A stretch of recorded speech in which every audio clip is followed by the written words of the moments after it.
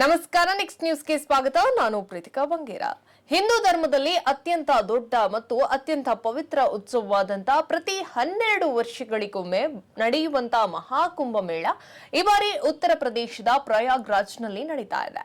ಪುಷ್ಯ ಮಾಸದ ಮೊದಲ ಹುಣ್ಣಿಮೆಯ ದಿನ ಈ ಮಹಾಕುಂಭ ಮೇಳವು ಆರಂಭವಾಗಿದ್ದು 2025ರ ಮಹಾಶಿವರಾತ್ರಿಯ ದಿನ ಅಂದ್ರೆ ಫೆಬ್ರವರಿ 26ರವರೆಗೆ ನಡೆಯಲಿದೆ.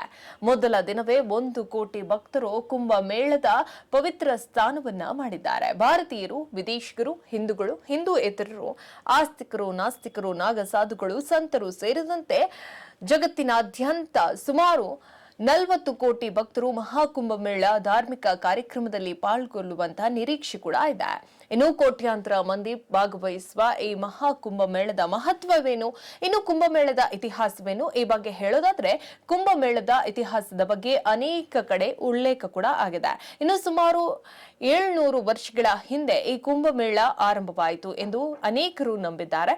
ಇನ್ನು ಕೆಲವು ಗ್ರಂಥಗಳ ಪ್ರಕಾರ ಸತ್ಯಯುಗದ ಆದಿ ಶಂಕರಾಚಾರ್ಯ ಅವರಿಂದ ಕುಂಭಮೇಳ ಆರಂಭವಾಯಿತು ಎನ್ನುವ ಉಲ್ಲೇಖ ಕೂಡ ಇದೆ. ಇನ್ನು ಕೆಲವರು ಸಮುದ್ರ ಮಂಥನದ ಬಳಿಕವೇ ಕುಂಭಮೇಳ ಆರಂಭವಾಯಿತು ಎಂದು ಕೂಡ ನಂಬಿದ್ದಾರೆ. ಈ ಕುಂಭಮೇಳದ ಬಗ್ಗೆ ಅನೇಕ ಕಡೆಗಳಲ್ಲಿ ವಿವಿಧ ರೀತಿಯಲ್ಲಿ ಉಲ್ಲೇಖ, ಪುರಾಣ ಹಾಗೂ ವಿವರಣೆ ಕೂಡ ಇದೆ. ಆದಿ ಶಂಕರಾಚಾರ್ಯ ಧರ್ಮವನ್ನ ರಕ್ಷಿಸುವ ಸಲುವಾಗಿ ಮೊದಲ ನಾಗ ಸಾಧುಗಳ ಗುಂಪನ್ನ ಪರಿಚಯಿಸಿದ್ರು.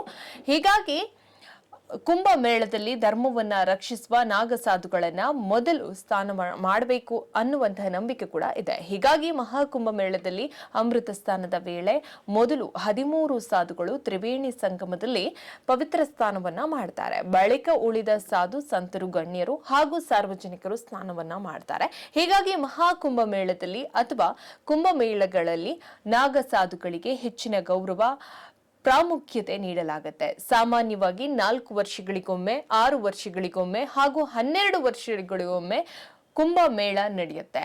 6 ವರ್ಷಕ್ಕೆ ನಡೆಯುವಂತ ಕುಂಭಮೇಳವನ್ನ ಅರ್ಥ ಕುಂಭಮೇಳ ಎಂದು, 12 ವರ್ಷಕ್ಕೊಮ್ಮೆ ನಡೆಯುವಂತ ಕುಂಭಮೇಳವನ್ನ, ವರ್ಷಕ್ಕೆ ನಡೆಯುವ ಕುಂಭಮೇಳವನ್ನು ಪೂರ್ಣ ಕುಂಭಮೇಳ ಅಥವಾ ಮಹಾಕುಂಭಮೇಳ ಎಂದು ಕರೆಯಲಾಗುತ್ತೆ. ಕುಂಭಮೇಳವನ್ನ ಕ್ರಮವಾಗಿ ಪ್ರಯಾಗರಾಜ್, ಉಜ್ಜಯಿನಿ, ನಾಸಿಕ್, ಹರಿದ್ವಾರ, ಗಂಗಾ, ಯಮುನಾ ಹಾಗೂ ಸರಸ್ವತಿ ಮಹಾನದಿಗಳ ಸಂಗಮ ಕ್ಷೇತ್ರವಾದ ತ್ರಿವೇಣಿ ಸಂಗಮದಲ್ಲಿ ನಡೆಸಲಾಗುತ್ತೆ. ಹೆಚ್ಚಿನ ಅಪ್ಡೇಟ್ಗಾಗಿ ನೋಡ್ತಾರೆ ನೆಕ್ಸ್ಟ್ ನ್ಯೂಸ್ ಕನ್ನಡ. ವಂದನೆಗಳು.